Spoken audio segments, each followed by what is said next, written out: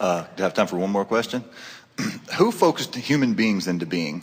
Was it extraterrestrials of some sort? You've answered this question before, or maybe it wasn't just this question, but it was a similar one. But yes, that's my question. Well, when you accept that you were source energy before you came into this physical body, so there is all of this non-physical awareness. But in the evolution of that which you are, in other words, the very first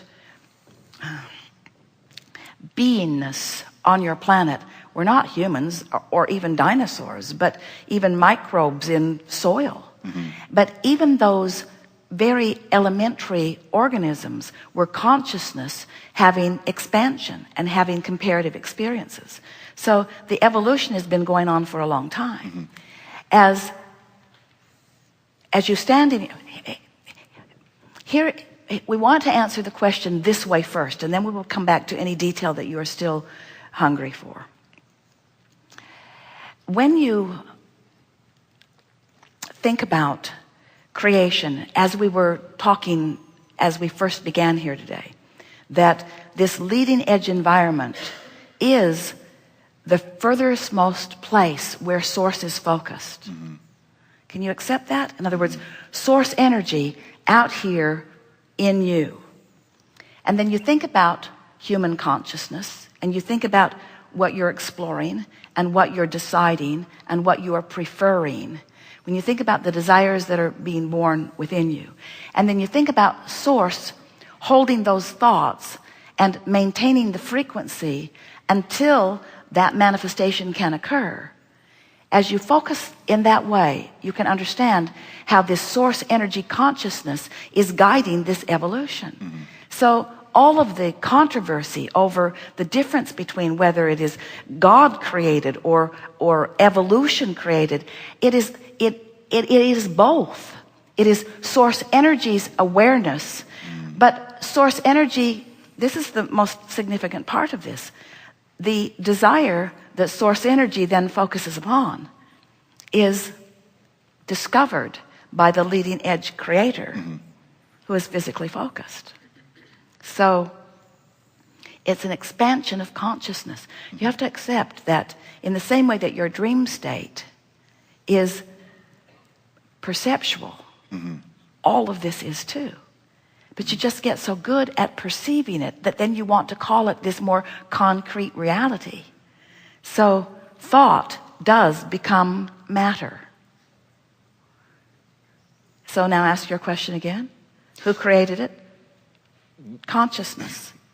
Okay, and my question is about consciousness and how it interfaces with matter. So a singular cell organism, essentially, even though it's just one cell, basically has the same mental capacity, if that's the right word, as a being such as myself, which is about 13 trillion cells on average. Not really the same mental capacity, because it's clear that conscious energy, is that a better term? There is conscious energy, but the difference, you think differently than the chicken, even though you're both thinking. Course, right. You think differently than the ant, even though you're both thinking. You think differently than the cells in your body, even though they're both thinking. Okay, so what I'm really asking is, consciousness is not limited or defined by the amount of cells in an organism.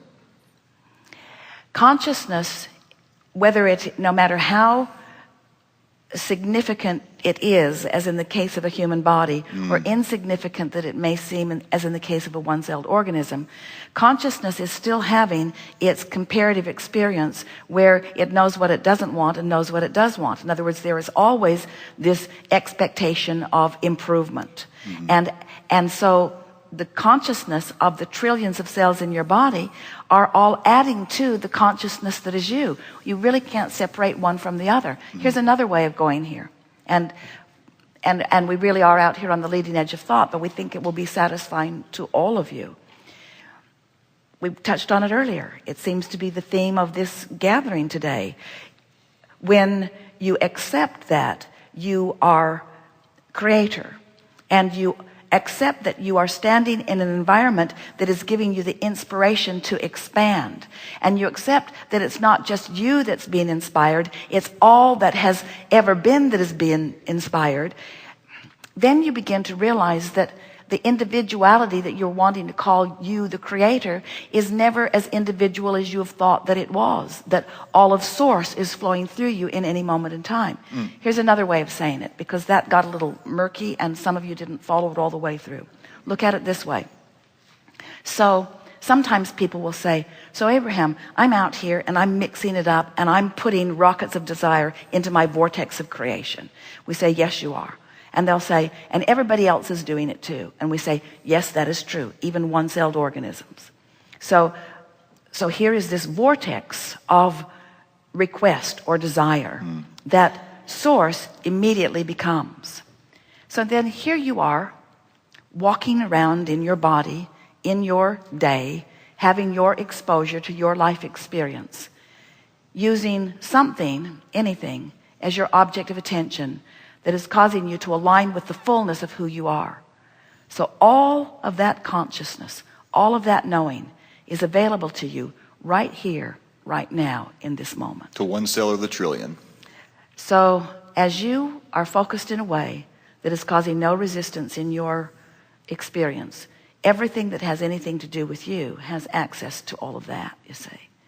So then you run around like that and you influence your mother and you influence your brother and you influence your lover and you influence, in other words, when you are in tune with that.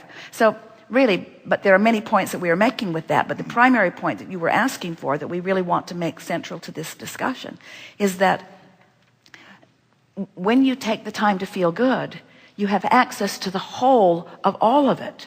And that doesn't mean that you could translate or articulate all of it right here this red hot minute. That would be a pretty expansive moment in time. But anything that is important to where you are standing and who you are being and what you are doing and what you are wanting then is available. And that's why those highs in those moments feel so extraordinary. People are always wanting to have the discussion of, are we all one? And we say, that's hard for you to accept as you look around at your individual clumps on individual chairs. But it is true that when you use anything as your excuse to resonate with that high frequency vibration, that then you have access to everything that this source energy is, that's always been flowing to you in any moment in time, whether you knew that it was or not. In other words, you don't have to learn this to earn this. It's always been present, but you have to be in the vibrational frequency of it in order for it to be revealed to you or translated by you. Esther was saying to her sister this morning, I always thought that what revelation was that someone else, like God, would be really smart. And if I was worthy enough, that then God would reveal to me, meaning God would tell me what he knows. The revelation would come to me because of my worthiness. And Esther said, now I get it, that the revelation always means I have to achieve a vibrational frequency that allows me to interpret it. In other words, it's not someone else giving it to me. It's me achieving vibrational alignment with the knowledge that the whole is achieved. And so look at it this way. You as an individual creator are putting plenty of knowledge into your vortex, but there's a whole lot more knowledge that you haven't put there that is there and is available to you. DNA knowledge, cellular knowledge. There's all kinds of knowledge that is available to you that you can't and don't want to articulate and don't have to. All you have to do is find some reason. Takes 10 minutes to feel good. And as you find that reason to feel good, now you are in a vibrational frequency that allows the translation or the revelation of everything that you're asking for, you see. And that really, that's the best definition of what people are reaching for when they use the word worthiness that we could fashion. In other words, when you get it, that source is there for you, and logically speaking, must be way more than you are, but vibrationally speaking, you have access to every bit of it. So that when life causes you to ask, what you're asking for is given. Once you show yourself that, then you begin being the being that you came to be.